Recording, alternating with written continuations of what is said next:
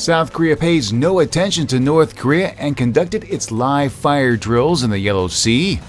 Those that supported democracy during Hong Kong's Occupy movement win in local elections. Plus, the search for missing Jade miners continues in Myanmar, but hopes fade of finding survivors. These stories and regional headlines are coming up next. This is the Asia Brief.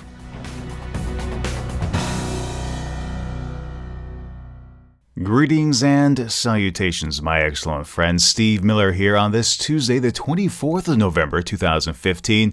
Thank you so much for joining me today, either on the website, on YouTube, or downloading the podcast in your favorite podcast application. Hey, we're going to begin today with military activity on the Korean Peninsula.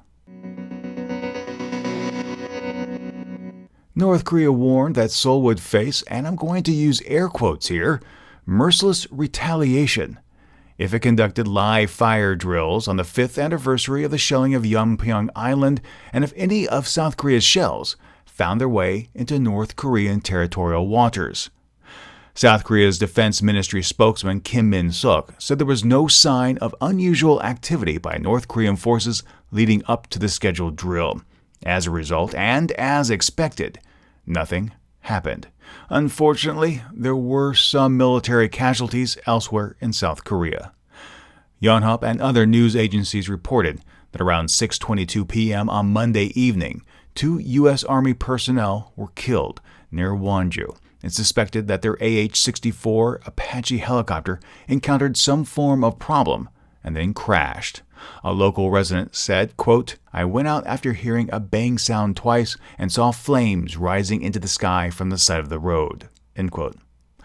Little is known about the cause of the crash, and investigators are currently looking into its cause. In some good news for Hong Kong's Occupy movement, 8 candidates involved with the protests last year won office in this past weekend's district-level elections. They're calling it the elections of the umbrella soldiers, since they were directly involved in the paralyzing protests last year and withstood tear gas and pepper spray. James Sung, a political analyst at the City University of Hong Kong, said, quote, "The paratroopers are the new force. The paratroopers are a new power, a challenge to the government and the central authorities in Beijing." End quote. Wang Chi-ken, who partook in the protests, hopes to serve the community well. Despite these victories, though, the overall political makeup on both sides, pro-Beijing and pro-democracy, hasn't changed much. While the election of these former protesters gives them a stamp of legitimacy, the democracy problem still remains. Beijing controls Hong Kong, and as Democratic Chair Emily Lau said in our Asia Now podcast, a plan must be formed and carried out if democracy is to be achieved in Hong Kong. And right now, there isn't one. And here's an update from Myanmar. As mentioned in yesterday's podcast, over the weekend, search and rescue personnel tried to locate over 100 missing miners and other people that went missing after a landslide near a jade mine in northern Myanmar. For 2 days, the rescue workers attempted to find anyone alive, but by Monday afternoon, hopes began to fade. The rescue workers managed to recover 104 bodies by the time the search was called off Sunday evening. As to why the landslide happened, that remains a mystery. But the region and the sites are notorious for their hazards, and death is common among workers sifting through debris strewn about on the surface when seeking jade. Officials say some 100 people are still missing, and unfortunately, the overall death toll is expected to rise. We just don't know how many people exactly were buried, since we don't have any data on people living there. It was just a slum with these workers living in makeshift tents, an official told Reuters News. The workers, many of whom are migrants, work long hours in dangerous conditions searching for precious jade. As we have seen in other countries, no matter how dangerous the situation, if the prospect for a better life warrants entering such situations, people will do so. Kosai is a miner at a nearby camp and heard the landslide hit around 3 o'clock in the morning.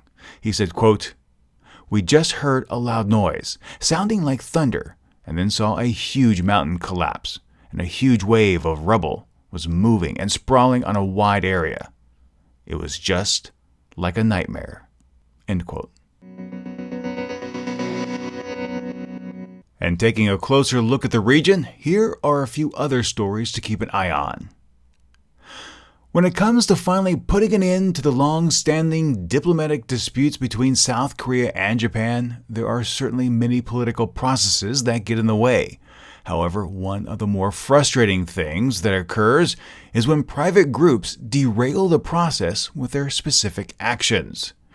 It was recently reported that right-wing Japanese nationals sent hundreds of books mitigating Tokyo's responsibility over the comfort women to scholars in the United States and other countries. In fact, listener Carl Friedhoff shared a picture of the copy he received, and you'll be able to see that picture on our website. No matter how many apologies Japan happens to make, when something like this occurs, those words of contrition are instantly undone. Also in Japan, Kyodo News reported that an explosion occurred in a toilet facility near the Yasukuni Shrine in Tokyo, Japan. The report said no one was injured, and authorities have been dispatched to investigate the unexploded materials. The Nii-Namisag Festival of First Fruits was conducted Monday morning without incident, although it was reported that the shrine canceled visitation by children as a safety precaution.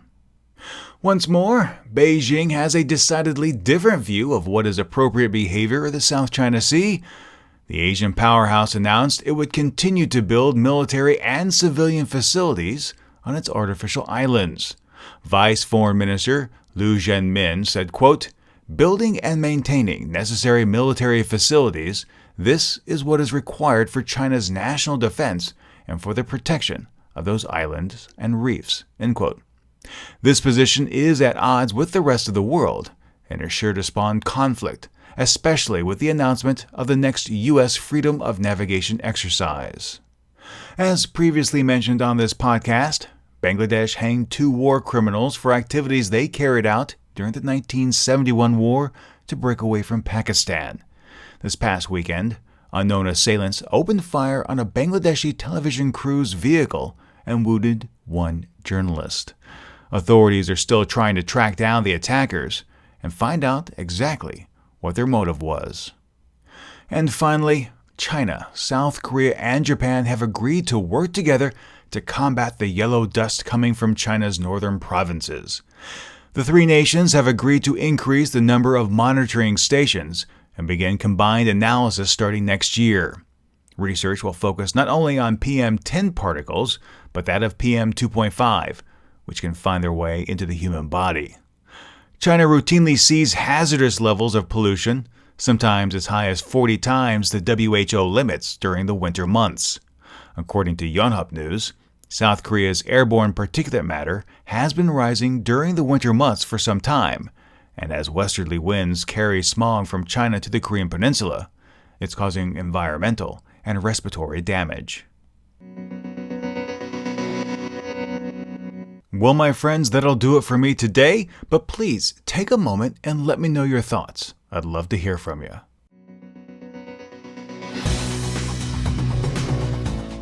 The Asia Brief is a special feature of the Asia News Weekly podcast. If you enjoyed the podcast, please share it with your friends, and if you haven't, subscribe.